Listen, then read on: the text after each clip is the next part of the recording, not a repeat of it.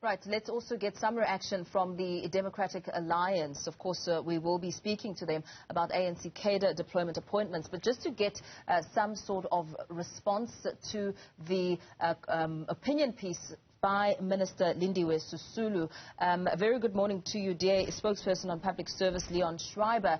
Thank you so much for joining us. I mean, we listened to a lot of the response coming in following the Minister's opinion piece, also hearing from Acting Chief Justice Raymond Zondo saying that this is not criticism, but essentially an insult on all judges. What's your take as the DA? Yes, good morning, Mpo, and good morning to the viewers.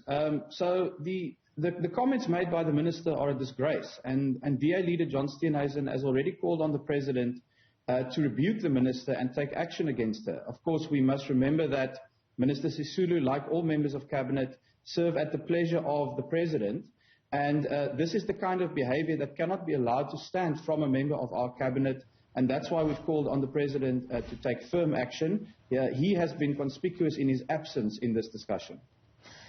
There have been suggestions that perhaps Minister Sisulu should withdraw her statements. What do you think needs to happen if she chooses perhaps not to withdraw the statements?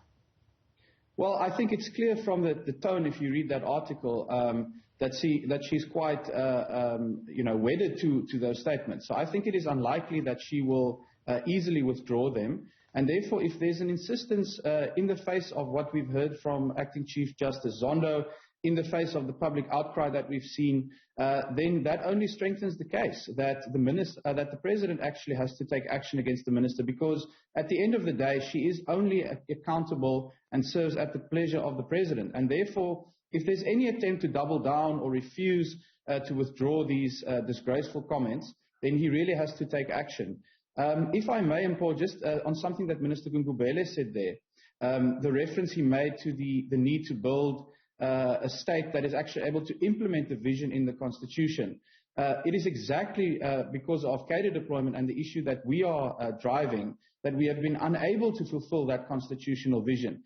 And so the two issues actually link up here, that we need to build a proper, capable state to implement the vision of the Constitution, to take away the ability of people like Minister Sisulu to launch these kind of disgraceful attacks. Thanks, Leon. Let's now switch to a different matter. We know that the Democratic Alliance announced that it's launching a formal complaint to the Public Service Commission requesting an investigation into all positions emanating from the ANC'S cadre deployment committee. Let's talk a little bit about some of your findings and really what has prompted you to make this move. Yes, so what we can see from these minutes, which cover the period between May 2018 and May 2021, is that the ANC indeed runs a completely parallel shadow appointment system, which undermines and subverts and influences the transparent and legal selection processes that are supposed to be the area where appointments are made. So we can see that this deployment committee, which up until now, until we've made these minutes public, has been operating in secret, that committee has influenced appointments across a wide swath of our state. So 88 different government departments, state institutions, state-owned entities, the courts, where there has been influence exerted on appointments through the cadre deployment committee. We also see that its influence extends as far down into the civil service as middle management, deputy director general positions, and of course that loyalty to the ANC is a critical criteria to actually be appointed into positions of power in the state. And that is why we're saying this kind of parallel appointment process that happens in the shadows has to be investigated by the Public Service Commission, and specific cases where there's been illegal interference, those appointments must be redone. As you speak about appointment processes, of course, this brings the matter back to the internal functionings of the DA, because the DA has also faced questions around former Transport MEC lead Bonginkosi Madigizela and how those processes were followed out by the DA, with many critics speaking to the DA's own cadre deployment. What's your response to that? Well, I mean, that is very opportunistic and misguided. The DA does not have a cadre deployment committee, does not have a cadre deployment system. And as I mentioned, cadre deployment is the systematic operation of a parallel appointment process through the party, whereby the party actually instructs elected representatives to circumvent the legally required selection processes in order to appoint people that have been pre-selected by the party. Now, these appointments, we can all have views on the merits of all kinds of appointments, but the fundamental question is, was the legal process followed? Was the legal process influenced by some kind of secretive committee in a political party? And in the case of the DA, there is no such committee, there is no such system, and as far as I'm aware, all of these processes were correctly followed in terms of the law, and that's as far as the matter goes. And what moves, or what would you call Bonginkosi Madikizela's, emerging again within the system after what was uncovered? Well, of course, the Premier of the Western Cape is the one who can speak to the merits and the thinking that went into this appointment, but all that he should be called is an appointment in terms of Section 12A of the Public Service Act, which creates the legal framework whereby executives like premiers and ministers actually appoint political advisors. So it is not an appointment to the civil service or to the public service. It is a political appointment as a political advisor.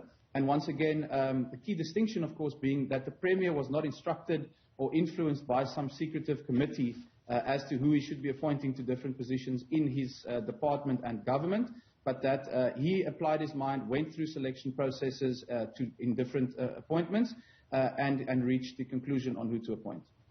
There was also talk about the establishment of an anti-corruption commission. How would that work? Should it be proposed and put forward? Yes, so this is a proposal that's actually been formulated in the DA by our Shadow Minister of Justice, Glynis Breitenbach. And what she's proposing is actually a strengthened version of the old Scorpions, so a Scorpions 2.0 if you want, where they will have, it will be a separate unit that accounts not to government but to Parliament, and that has a separate and protected budget, security of tenure, and actually powers of both investigation and prosecution. And therefore, we believe that given the fundamental damage that cadre deployment has also wrought at institutions like the NPA and the police, and their complete inability to actually act and prosecute the revelations that are coming out, that such an anti-corruption commission established perhaps as a new Chapter 9 institution like the Public Protector and other independent institutions will be far more resourced, able and critically independent to actually effect these kind of arrests and prosecutions. Very well. Thank you for your time. Let's leave it there for now. The DA spokesperson on public service, Leon Schreiber, speaking to some of the elements of the briefing yesterday on the ANC cadre deployment as well as response to Tourism Minister Lindiwe Sisulu's opinion piece.